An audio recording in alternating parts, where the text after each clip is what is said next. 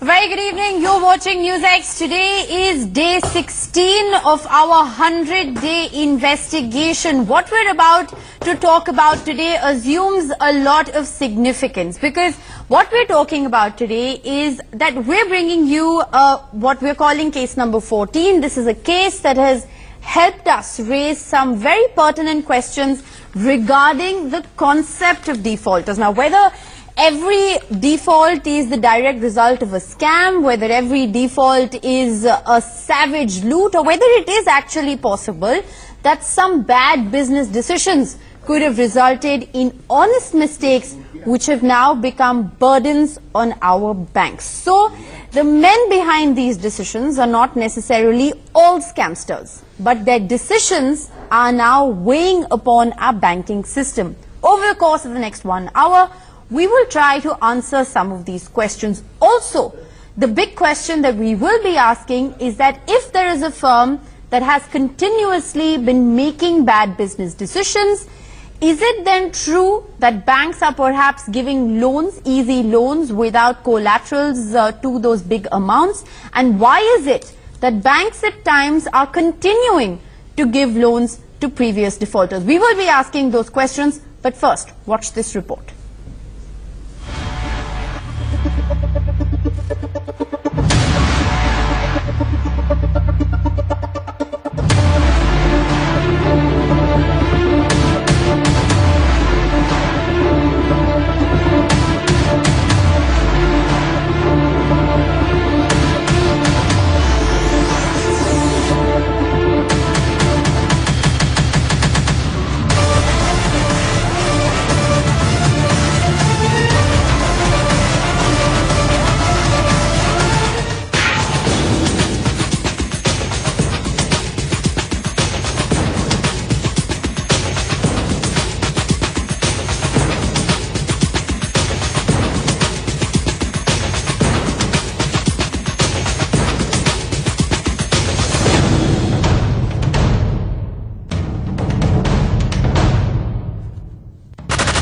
Number 14 in the NewsX NPA files is PKS Ltd. Our list shows the company owes State Bank of India 144 crore rupees, which has been classified as an NPA. The registered address is 7 Kamak Street, Azimganj House, Kolkata. Interestingly, PKS Ltd has been mentioned twice on our NPA list. The same company also allegedly owes Union Bank of India 133 crore rupees, taking its total NPA amount according to our list to 277 crore rupees. According to the Registrar of Companies data with the Ministry of Corporate Affairs, PKS Ltd was incorporated in 1982 with an authorized capital of 15 crore rupees. The company held its last AGM on 30th September 2015 and filed the last balance sheet on 3rd March 2015. According to the official website, PKS Ltd is a 3-star export house based in Kolkata. It deals with exports of agricultural commodities, gold jewellery and machineries to countries across the world.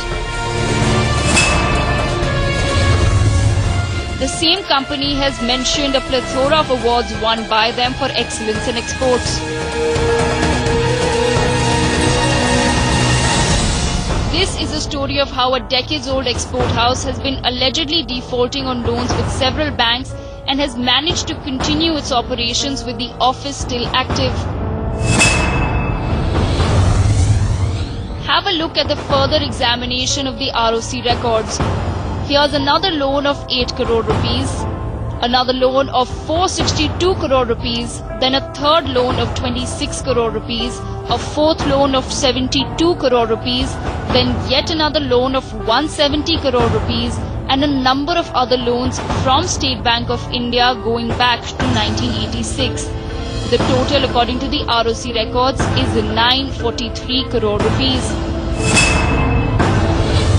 The directors of the company, according to the ROC records, are Swapan Kumar Saha, Narayan Puni, according to the ROC records, are Swapan Kumar Saha, Narayan Chandra Saha and Gopal Saha. These are the same names on the NewsX NPA list.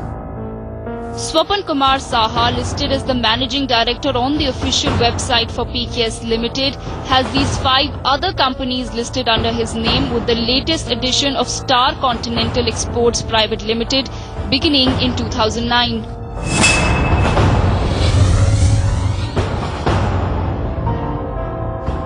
This is the first case where NewsX visited the office and actually found it to be active. When we hit the ground, we found that the directors were not available to meet, but the company was still up and running. An employee of the firm refused to comment on the status of the defaults, calling the matter sub judice. All further attempts to solicit an official statement from the company were rejected. PKS Ltd office, Mr. Shaha achen, SK Shaha একটু NewsX থেকে আসছি, একটু কথা বলার ছিল। NewsX খবরের channel থেকে আসছি, ওনার সাথে কথা বলা বা গোপাল সাহা কারো একজনের সাথে জাস্ট একটু 2 মিনিট কথা। এই মুহূর্তে আমাদের তিনি কথাবার্তা বলতে পারছি। আচ্ছা, তো একটু জিজ্ঞেস করুন।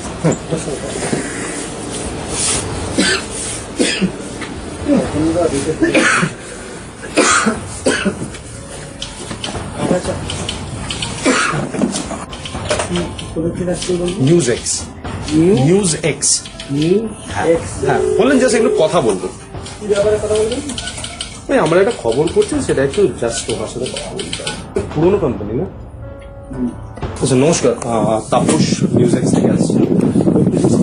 কথা বলতে এসেছিলাম because we are doing a story.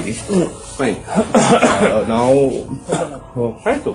Now what happened is that we have access to the non-performing assets list. Okay, as you know that the PKS Ltd is also listed in that. So just a version from the company. Jodi apna ekটু on camera if you would have spoken.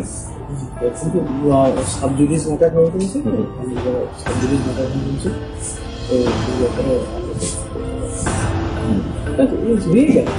Yeah, web, I can understand, but we have a camera downstairs. If you at least say this thing on camera. But is number diye company heads okay, and I was getting 2 names, SK Shaha and Gopal Shaha. Are they directors of the company? Directors of the company.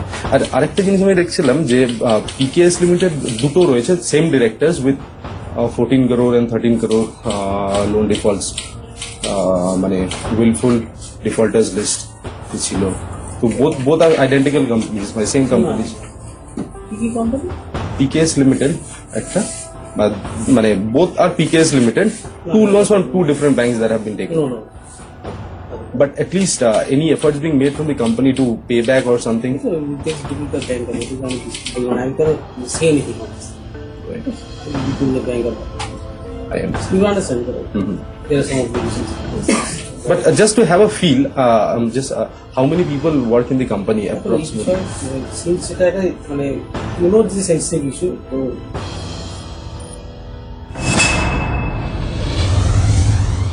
In 2014, State Bank of India listed Swapan Kumar Saha as a willful defaulter. The issue came before the Calcutta High Court. The court ruled in Saha's favour, stating that SBI had failed to satisfy the legal definition of willful. But that didn't take away the pending loans.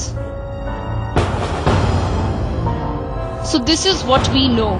Swapan Kumar Saha in 1982 sets up PKS as an export house. NC Saha and Gopal Saha become directors in 1993 and 2000 respectively. In the NewsX NPA files, they owe SBI and Union Bank 277 crore rupees.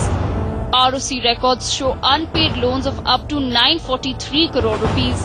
In 2014, the SBI tried to declare Saha as a willful defaulter, but the willful part was disputed in court. The company is still in operation at its registered address.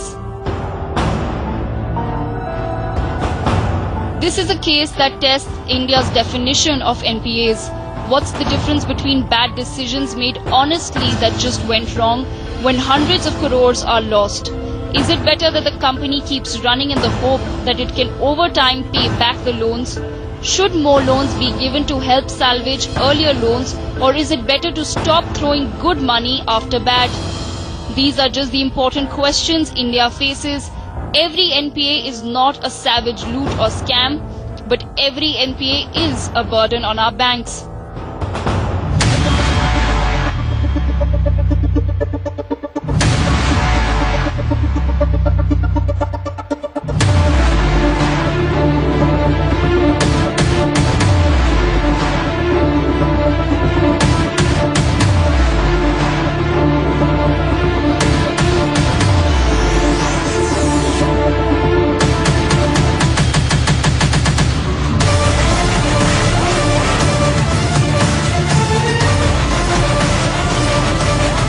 As part of the NewsX investigation, we're raising all sides of the story, all issues that require attention, discussion and progress.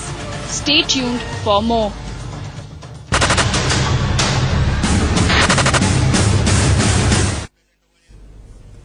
All right, so what is different about case number 14 is the fact that when our reporters try to doorstep these companies and figure out why they've taken these amounts of loan, as opposed to all of the other cases, we actually found that this company existed.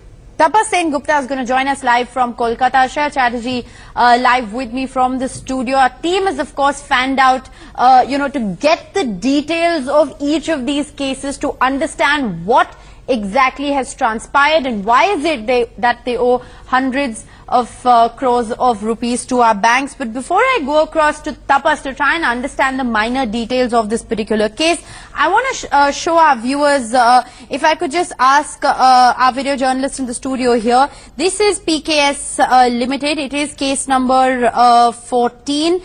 State Bank of India is the first bank in Kolkata, of course, is registered here. Swapan Kumar Saha, Gopal Saha, Narayan Chandra Saha are in fact the directors. They do owe State Bank of India 14,460 lakhs, which is about 144 crores.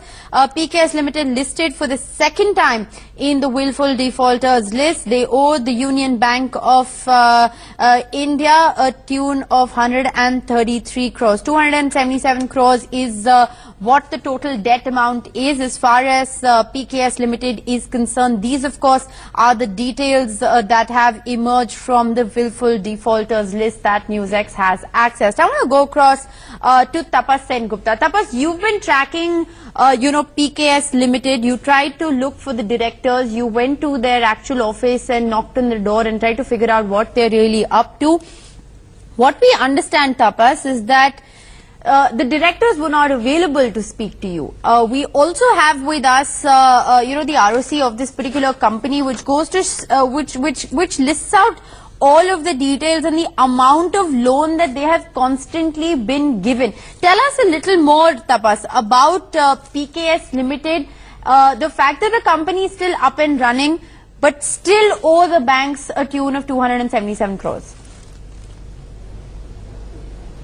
Well, absolutely so. It was very surprising that even after the company, which seems to be active and people were walking inside the company, there was no nameplate outside the main entrance of the company. It was absolutely a lockdown. We primarily, in the first place, thought that it's a shut down office, nobody's inside. Okay. But someone told us that you push the door, get inside, and we entered the office and we saw that it was a kind of a hush-hush thing that was going on around inside the office. And when they got to know that we are journalists and we want to speak with Mr. Gopal Saha and Mr. Swapan Saha, both the directors, everybody started to be absolutely mum. Then we finally was told to wait for a while, and then someone by name of Mr. Otonu came up and he tried to interact with us. But what we learned, what my experience is after interacting with him, is that he is quite savvy with the loan default case, and he said in the first place, see, I cannot comment anything on this because these matters are sub judice. That means they have acknowledged that they are in the NPA defaulters list and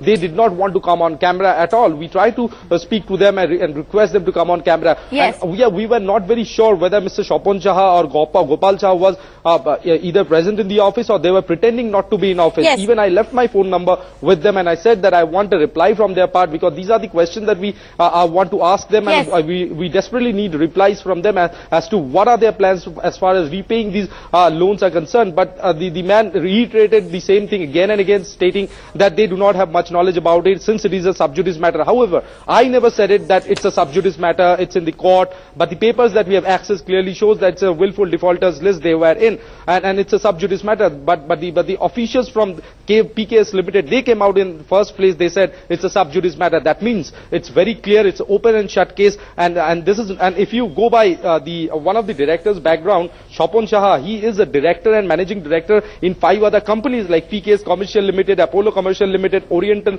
Export Private Limited, Star Continental Exports Private Limited. What these companies basically do, they go for loans from different banks. Once they get the loan, they channelize these loans into different companies, they form new companies, again they liquidate those companies, and again they become willful defaulters. And by going by the Companies Act, we know that once a company is declared liquidated, the liability of the company is restricted to the liabilities of the company only. The director's personal liability doesn't come to account. And perhaps this is one such example where we are seeing that the directors have been are not only defaulters, they are willful defaulters, and they have been doing it for ages now. But still now they are running and their offices in heart of Kolkata, only they have been declared on the NPA list. Yes, Tapas, what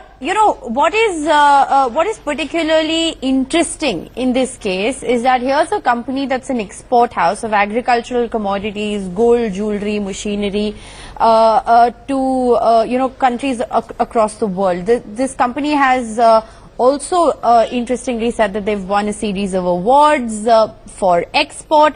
Now, a decade-old export house has continuously been receiving loans. I want to bring in Shreya into the conversation here because Shreya, explain to our viewers, how does it work when a decades-old export house like the one that we are talking about today, which is PKS Limited, how does PKS Limited function for so many years, defaulting on one loan after another and still continue to get loans till the amount reaches 277 crores and they make it to the list of willful defaulters and the company is still up and running? Well, Rishika, what Tapas actually very interestingly pointed out is this is a trend because we're doing this NPA campaign for some time, quite some time right now. Yes. And we're seeing this trend particularly in these companies when they float in not just one company, several companies go into liquidation, become willful defaulters. Yes. Same case that has happened over here also. So also the thing that we need to point out as we were discussing, Rishika, is that the collaterals, those are never checked properly because there's obviously no proper existing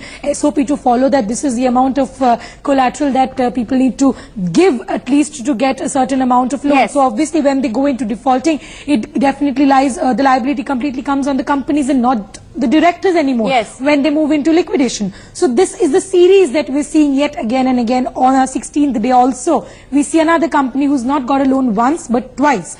Once from State Bank of India and then from another bank. So definitely it's a trend that we're seeing, and this is definitely very easy to catch how the willful defaulters or the NPA actually functions. Okay, so what's very interesting is that despite the fact that the company is still up and running, Tapas, there has been no action that has been taken against any of the directors because, as opposed to why I keep saying that today's case and today's investigation is different from the other investigations that we've done so far is because usually when we go and we doorstep these companies, Shreya's gone to several of these companies, what we find is that, it's some obscure garage or it's registered to some shop or registered to a home address where a company is not even supposed to be. So what we've so far seen is a very, a skirting of the law. What we've so far seen is a scam. But in this case, Tapas, what you found is that there may not be some big hoarding outside of the company office, but the company is still up and running. How is it then that the company is up and running with a debt amount of 277 crore rupees?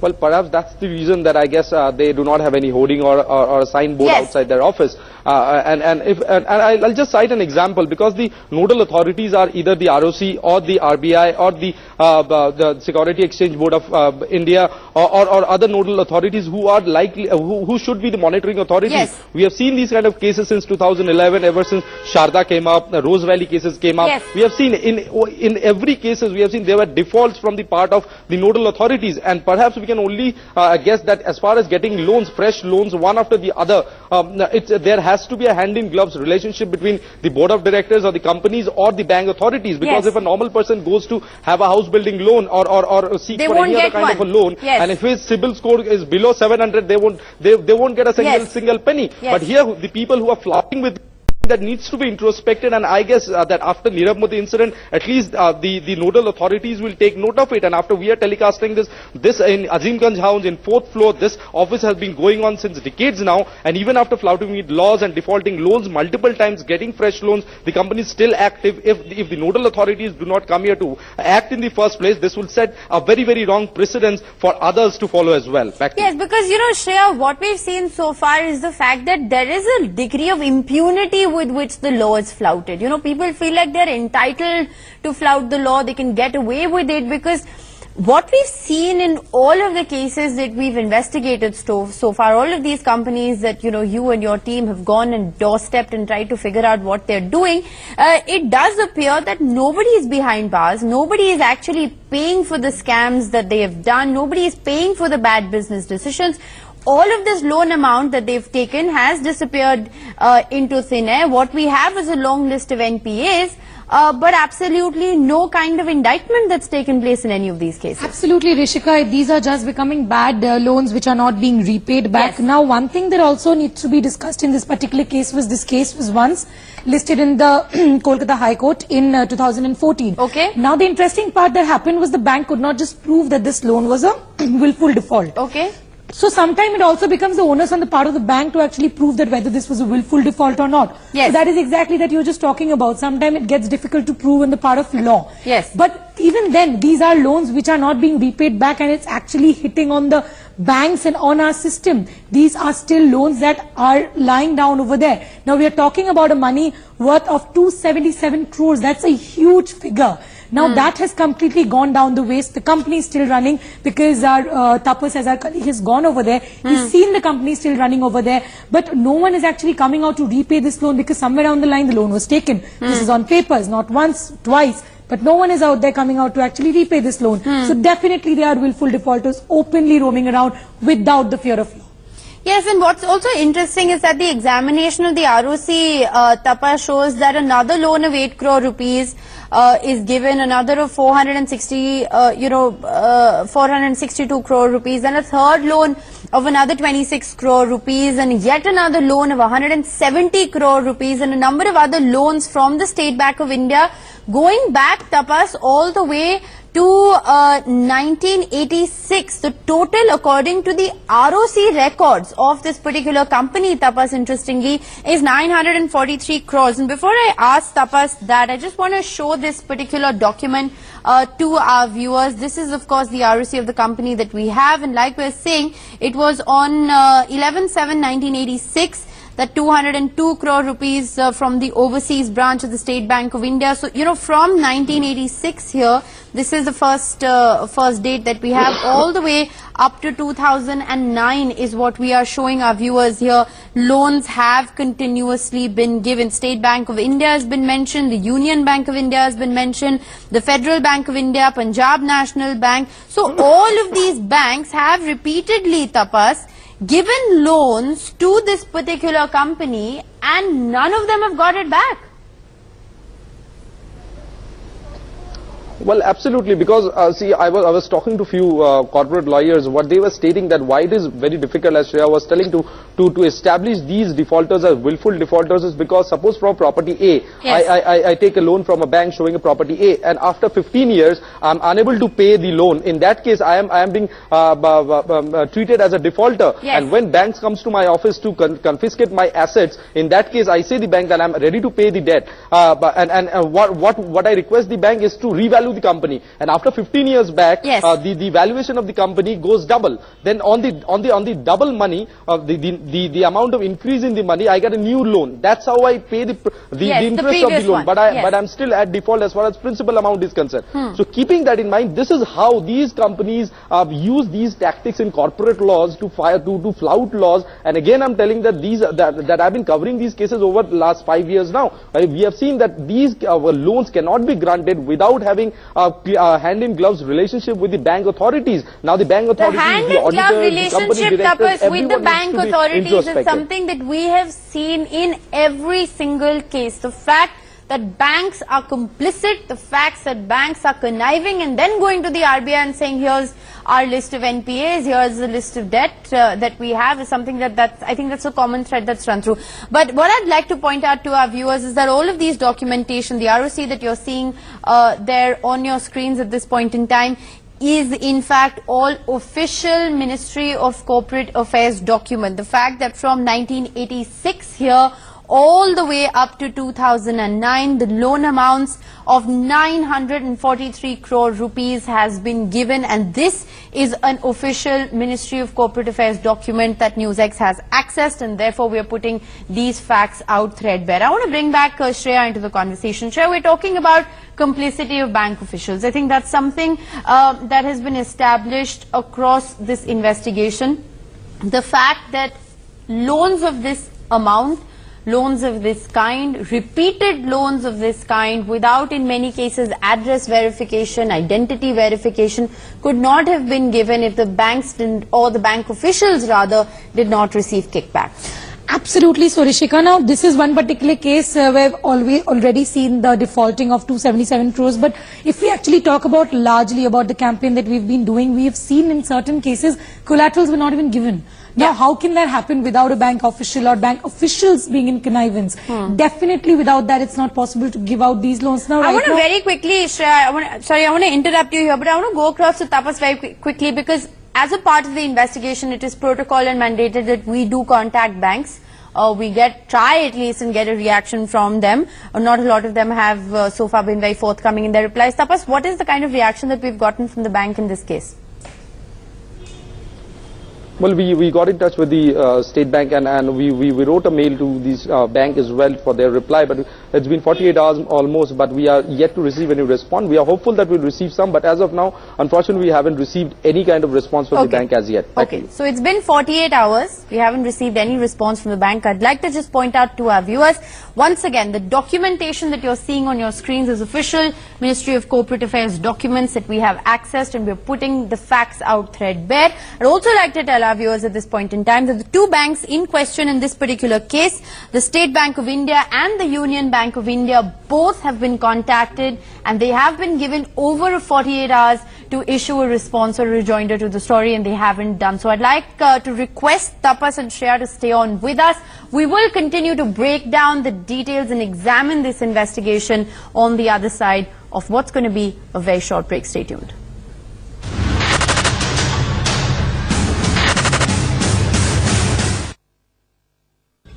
Good evening and welcome back on to our continuing coverage of day 16 of our 100-day NPA campaign. We're talking to you about case number 14 today. This is a case that's helped us raise some very pertinent questions regarding the concepts of default and whether every defaulter on this NPA list is in fact a scamster that's doing a savage loot, or is it possible that it's a slew of bad business decisions? But what we've so far talked about is the details of this particular case. PKS Ltd is the company here in question, and since 1986 they have in fact been taking loans. The loan amount that is due to several banks is to the tune of 900 crores. Joining me in the studio today to break down these developments and try and understand the larger picture is Professor Aman Agarwal. He's a professor of finance at the Indian Institute of Finance. Ravinder Gupta, banker, is also with us in the studio. Saurav Roy, lawyer of the Supreme Court, is also with us, and of course Tapas Sen Gupta and Shreya Chatterjee are with us on the broadcast. I want to go across first to Professor Aman Agarwal. So I want to understand from you, how is it that a company that has now gone, that's been an export house for a couple of decades, they've won awards, they still have an office that's up and running, of course they don't have a hoarding out there. How is it that a company like this continues to exist and do, whatever business they're doing, continue to get loans, and now, land up on this list of willful defaulters? Obviously, no collateral has been given, and obviously, nobody has been punished for taking these hundreds of crores and then just sitting on it. You see, you rightly pointed out, but the issue is that first of all there are NPAs which get created not only because there is an intention to default. Okay. Many a times there are economic scenarios, there are other regulatory scenarios which end up creating scenarios which makes the companies go down. We very well know that 2007 onwards, the world economic situation has been very bad and large number of countries have been hit. Yes. And so when it's an export company which you mentioned, clearly there is an indication of the fact that exports, where will you export when there are no takers for it? So actually there is an impact which is creating an economic impact for this particular company which has been in existence from 1985 onwards, firstly.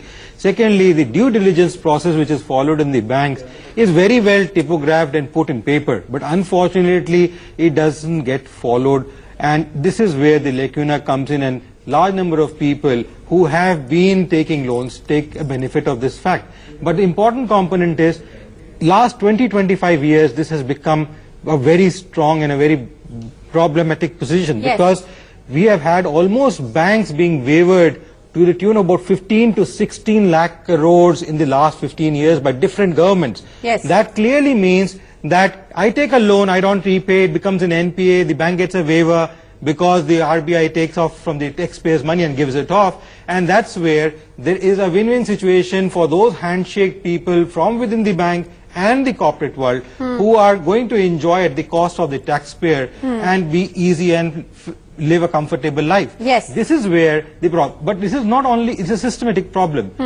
We saw a book which was released by the Bank Employees Association way back in 97-98, which clearly outlined a thick book. Large number of defaulters of NPA, where the bank employees wanted to show it is not us which is not efficient, but it is the defaults of loans which is there. 20 years it has been in public domain, 28 years, with government officers, with bankers, with politicians, with the media people. Why, even with regulators, why no action has been taken? Clearly tells the other person, why don't you default? It's better you take a loan. That and is default. that's exactly what I'm coming to. I want to bring in Saurav Roy into the conversation. Saurav, there does appear to be a degree of impunity. You know, it's a common thread that's run through all of these cases. We've seen case after case where, you know, sometimes companies are, we find garages and we find people's home addresses. These companies don't even exist anymore. But in this case, interestingly, and that's why I've continuously focused on the fact that today's case number 14, is different from the cases that we've tracked so far, because this company is up and running. Of course, you don't have a hoarding up there, but this company is up and running. But still, they are running their operations, the directors are still there, but there is obviously no action that's taken against them for defaulting on these loan amounts. Right. I think you're absolutely right that there's a culture of impunity, and that's reflected from that just explains the extent to which loans have actually gone bad in this country. And even if you take the fact that in the last year we've seen some mechanisms like the NCLT resolving these bad loan issues by application of the insolvency code, the banks are taking a haircut of 40 to 60%. Correct. So if there's a loan of rupees 100 which the bank was supposed to get back by way of principal or interest, even if it goes through resolution in a court, the bank is expected to be happy with just rupees 30-40 recovery out of that 100. So basically our laws are now completely inept at handling the NPA problem, because we have let this impunity carry on for a long time, and because the amount of NPAs is so high. Even if there's a resolution through the National Company Law Tribunal, we are seeing that banks are having to take a major hit, which is absolutely depleting their book value. Now the issue is that there is no diligence. There is no diligence while the loan is given, and there is no continuous reporting of how the loan is functioning. Because if any bare minimum background check is done, and this is the irony, you ask a common person who's going to even open a bank account, and they'll tell you how they run from pillar to post to get documents including Aadhaar to open a bank account. Yeah, that's your and my story. Right, and here you have people who have been able on one hand to take loans without even a functional office, shadow director, so on and so forth, or who've been willful defaulters over and over again, and all they do is recycle loans. They take a loan from SBI, they're unable to pay, they take a loan from Union Bank, then they're unable to, and this continues for an entire period of time. And I would congratulate on the fact that at least you've been able to find the offices exist so that the bank can now take appropriate legal measures. Congratulations is the congratulations is due to my colleague Tapas. He is the person who's actually gone and tracked down this particular address. Tapas, explain to our viewers, you know, what exactly happened when you went there. I mean, you tracked down this company, you went to that particular address. What did you find? But see, in Camac Street, there are multiple buildings where the private offices run, and generally people without having a proper authority, they cannot enter those buildings. But here in Azimganj House, we found it very different. We went and we spoke to the guard that we want to go to 4th floor at Azimganj House, and we want to go to the PKS Ltd. And once we landed on the 4th floor, we tried to figure out the office. There are multiple offices with hoardings, boards, and signboards, and we knocked almost each and every offices, tried to figure out PKS. But it was hard to find PKS office as there was no signboard hanging. It was just like a shut down office. When generally we pushed the door and went inside, we saw an entire office is functioning. The appearance was that it's a shut down office. There was no banner, of course, but when Tapas actually pushed the door open, it was a fully functioning office. Stay on with us, Tapas, because Jaspal, our first caller, is also with us from Rohtak. Go ahead. Good evening to you, Rasika. The problem is that in the background of the entire case is, in the last 10 years of the UPA, there was the Italian mafia that was looting this nation. That is why she did not become a prime minister herself, and she knew very well, if I make my son as a prime minister, he will get a lifetime for the loot he will indulge in. And now the people who have replaced them, there is a lack of competence. If they accept a suit, so we're currently examining the rot in the banking system, and we're not casting any political aspersions or taking any political sides, because it's a rot that's existed in our banking systems for eons and does continue to exist. Our next caller is on the line as well. Go ahead. NK Jha, go ahead. Yes. Hello. Yes, go ahead, sir. I can hear you. Yeah. I was just trying to understand, looking at the debate, like on the NPA. There are two aspects of the NPA. One, which has been rightly pointed out and debated here, like, improper due diligence and improper reporting and continuously reporting of any business, like, The second aspect, which has not been debated so far in the television for the last 1 year, when we have so much of NPA, that most of the projects are not funded properly. And in spite of the brave and the good promoters of the case, when they go for proper funding, and there are situations which are very bad. Let's say last year we had a note bandi, then they had a farmer agitation on the MSP.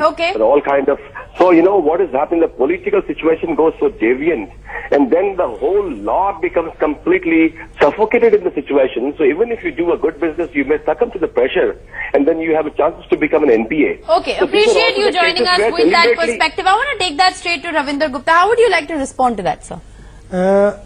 Mr. Aman Agarwal has correctly pointed out the situation where these NPAs are increasing in the banking system, and regarding these companies, companies working for last 20 years and they were in the export business. Due to the market condition and the demand for their product, this thing has happened. And basically, if you look into that it is not a fact that nobody know about this company and the NPAs. You have able to unearth some NPA of this company. Basically, that account is already with the State Asset Management branch. So the bankers also know about the status of this company, since they have either, first of all, we have to find out whether they are the willful defaulters or the NPA just because of the market situation and the other factors. If they are really willful defaulters, they are on the willful defaulter list.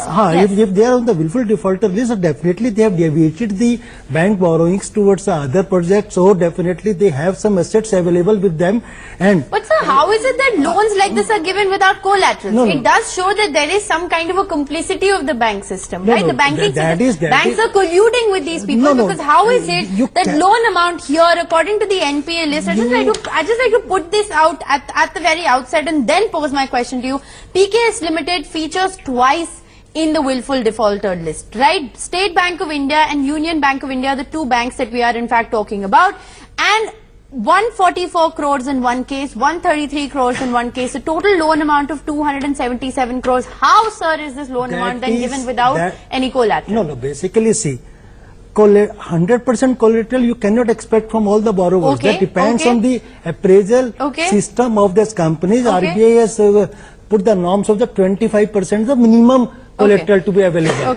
And in the meantime, if they have sold out their collaterals or the properties available to them, so definitely then at this moment collateral may not be available. But 25% collateral should be available. And I'd like to, before I go across to the next caller, I want to bring in Shreya into the conversation. Shreya, you've tried to get reaction from banks. You've also tried to track down these people and try and understand how this loan exchange exactly happened. Has that 25% been adhered to in any of these cases? We have seen multiple cases where definitely the 25% norm has not been followed, raising the question that definitely this is acting in connivance with the bank officials. In some cases, we've seen no collaterals at all being taken.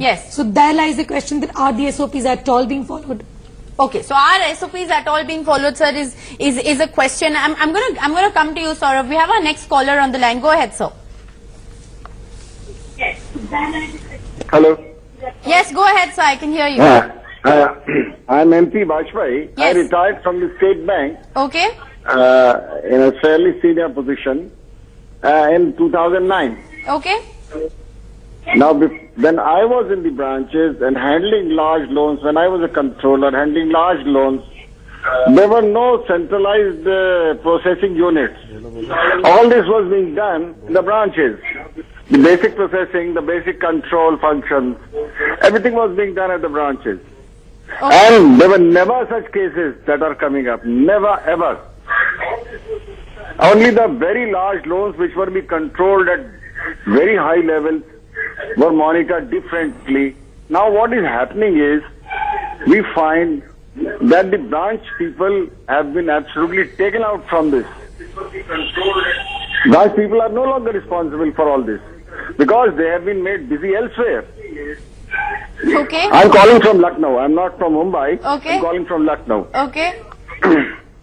Now, if in the garb of giving specialists their tasks of managing these advances, you find all these things are happening. Don't you think that this is high time that the whole system should be re-examined? The whole system should be re-examined is something that we've been talking about here. Appreciate you, sir, for joining us on the broadcast. Mr. Bajpai, as he's been saying, he's a banker himself. Saurav, he says that in his experience at State Bank, nothing like this ever happened. At the bank branch level, these are all, higher ups who are complicit. Would you agree, with that? Do you think his experience is an anomaly, or is it actually the higher ups who are colluding? No, madam, I have myself sanctioned hundreds of crores of advances at branch level. No, I think what he's trying to say is that that there is no centralized reporting as such, and so if the branch accepts a loan request, that was the order of the day, without sort of verifying from a centralized repository if this loan should be given. He's virtually said what the genesis of the problem is, and I would accept that this is a general problem if it was something that was common to other economies as well. But you see, we have broken all records in NPAs. We are among the top 5 in the entire world in terms of that's a very interesting point that you raised. I wanted to ask Professor Aman Agarwal that. So what do you make of the fact that, is this an anomaly? Are we the only country who's being fooled like this? First of all, NPAs is a big problem world over. Secondly, it's a wrong I don't know whether that's a good thing or a bad thing, but all right. But we are among the top 5. We are among the top 5. Secondly, it's a wrong statement to say that we are among the top 5 or the otherwise where the bank manager says nothing happened. I said 97, 98, a thick book was created with full list of defaulters. The word willful has no meaning. If you know that I am not going to be caught if I do something, naturally what is there? Is there a fear factor in the bank that an action with a bank on a bank employee or a CEO of a bank or something will happen? Ravindra Gupta, you want to answer that? Is there a fear factor? Do bank officials feel at all that, if they do something wrong, if they swindle with our hard-earned money, they'll be punished? A bank officer, bank staff is really under the surveillance, vigilance, and they are governed by the CVCs. But so where is the surveillance and vigilance? I'm coming to that. Basically, see, law of the land towards the borrowers, towards the public money, that need to be stringent. As on date, all the borrowers, they are scot-free because they go to the courts and courts settle it takes a lot of time, and they can bring the best of the best lawyers to defend them in those cases. So we are not, banks have no teeth because they are not the enforcing authorities. Banks have no teeth, they are not the enforcing authorities, but I do beg to differ at some level, because they definitely do. They may not have teeth, but they have eyes. We have actually seen places where companies don't exist. Companies are registered to garages, companies are registered to residential complexes. They don't exist. There's money that's gone into thin air. So there I would beg to differ from you, sir. But Shri Hari, our next caller, is live with us from New Delhi. Go ahead. Yeah, hi, good evening. I'm putting across a question to Mr. Gupta, who is a banker sitting over there. Okay, go ahead. Yeah, Mr. Gupta, I would like to understand one thing. You see, the banking system everybody knows, and one who doesn't know makes the viewers to understand. Initial stage, anything that we call for a loan of any business purpose, then you bankers will get onto all kind of papers. You check everything, then you forward it towards a higher authority when it's going to the limit. If it is limited, like you have a branch and you have a... Sir, I urge you to keep your question short. Yes, go ahead. Yeah. So when these kind of institutions are given loans in such a high amount, and you're saying that business loss, willful defaulter. Okay. Now I've given a collateral. I'll tell you, there's a very much important point which I'm throwing a question to the banker. Yes. I have a 10 crores property example. Aren't these bankers coming and showing my property values not less than 60 crores and give the loan of the 60 crores? When it is value of the property is only 10 crores. Isn't this not happening in India? Isn't this not happening in Mumbai? So you want to answer that? No, basically valuation of the property from the time to time is recorded in the books. Every year there is a revaluation of the property. According to that, DP power is been increased or decreased, and the annual appraisal is there in all the loan cases. Yes. So basically that NPA, when it happens, if there is a willful default, then definitely there is a deviation of the money to some other activities. Okay. So you're now acknowledging that there is a deviation. Saurabh Roy, how does this play out legally? Where does one go in order to even think of justice or redressal? I mean, in most cases we've seen that the money is absolutely untraceable. It can never be recovered. I think to just reply to a point that he raised about the banks lacking teeth in recovery. Yes. I think for a very long time banks did lack teeth because tribunals had tardy progress, there were injunctions, so on and so forth. Yes. But you see, you can stop the whole loan from going bad if you do diligence in the first step itself and not loan the amount in the first place. Yes. And there will be no question of recovering later and having tardy progress. Now, of course, because of the Insolvency and Bankruptcy Code, a financial creditor, namely a bank, can move the National Company Law Tribunal, and we've seen that in many cases. Yes. 3 of India's biggest steel plants, for instance, are now in insolvency resolution. So is a large part of the telecom sector, so on and so forth. Yes. So now, because of these legal mechanisms, a financial creditor can move to have either the entire company as a whole is taken over or the assets are sold. So that way banks have now some better recourse without having to suffer for a very long period of time and not be able to recover loans. But there's an issue on the valuation aspect that you raised, which is very valid, which the finance minister has raised a few days back as well. Yes. In many of these cases, the valuation certificate is actually not accurate. So it's inflated. And it's either inflated or the mechanism in which the chartered accountant is given a valuation certificate may not appropriately reflect the true valuation.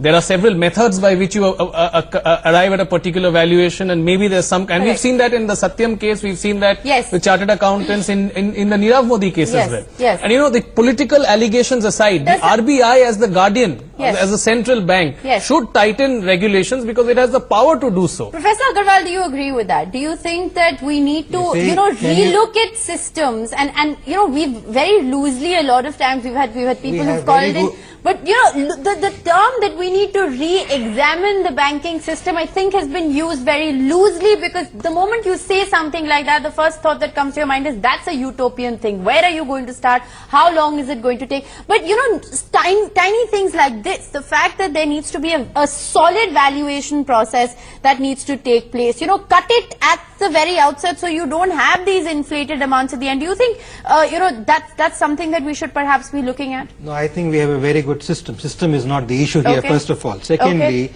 Can you name me a banker who has been questioned at the top level except for the last 1 week? I have been speaking about this for the last 2 years at Lok Sabha TV, Rajya Sabha TV, DD, All India Radio. 2 years requesting the government almost every second week. Yes. No action taken. They are not even called for questioning. UTI scam took place. Anything happened with the chairman? Internationally in the world banking system, only in the last 5-7 years have some chairmen of banks been questioned, and when they were found guilty, put behind bar. A Satyam chairman, something happens, you put him behind bar. Something happens in some city and someone has been killed, you call the institution chairman and put him behind bar. Very nice. Why don't you do it for the public? Is the law supposed to be different, public and the private sector? Gupta, do you want to respond to that? Do you think different rules apply? Do you think that the establishment has looked at this with different lenses? No. Basically, I cannot comment on this. No, but on a larger point, the Professor Agarwal is raising. Look, I'm taking some otherwise. Basically, you're talking about the banks and all that. I may be data from this. Basically, there is a statement from the Ashokam and the FICCI that immediately after the PNB episode that all the banks should be privatized.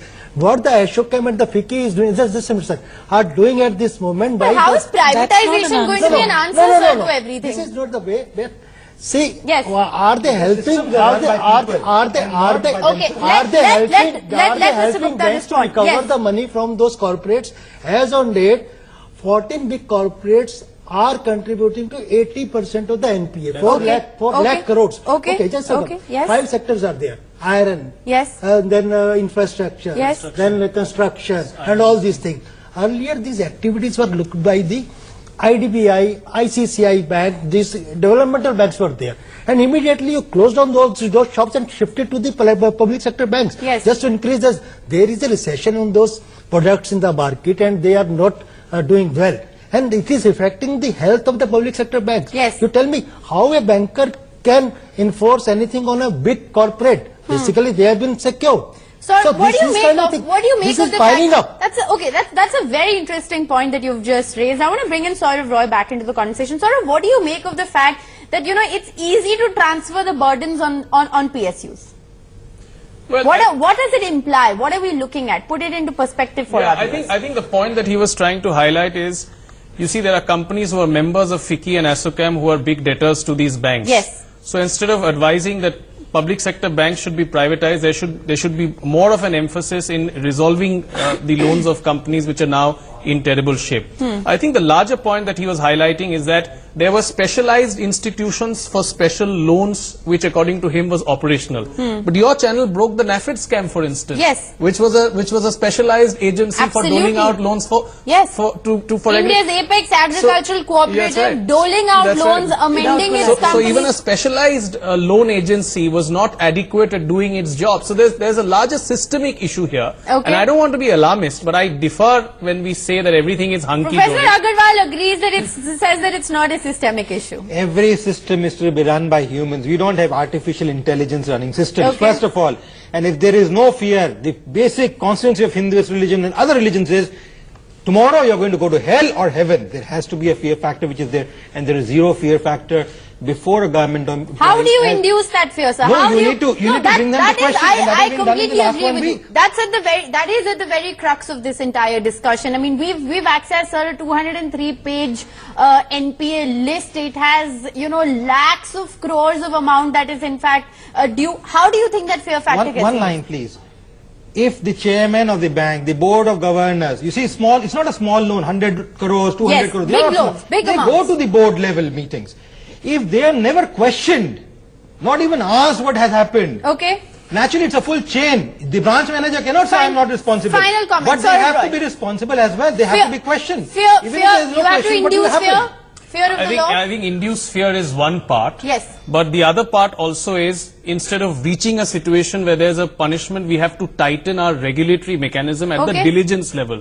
Because merely because there will be some fear of sanction and you may be prosecuted 10 years given the delay in Ravindra Gupta, do you feel enough is being done to tighten the diligence? That's what Saurav is saying? Yeah, definitely it is required. It's required. You're saying that it's not. In a certain sense, you're saying that it's not happening. See, there are 10 lakh employees, 1 lakh 25,000 branches, and crores of millions of loans portfolio is in the books. Okay, so you've heard all sides of the story. Now, you know, are these honest mistakes that have become burdens on our banks? Or are these actually people who have very deliberately learnt their way around the system? These are big questions that we are asking. We will continue our NPA investigation every evening at 7 p.m. A big thank you to all the viewers who've called in with their points of view, and a very big thank you to all the panelists who've joined us this evening. With that, it's a wrap on this edition of our NPA Special News and Updates. Will continue on the other side. Stay tuned.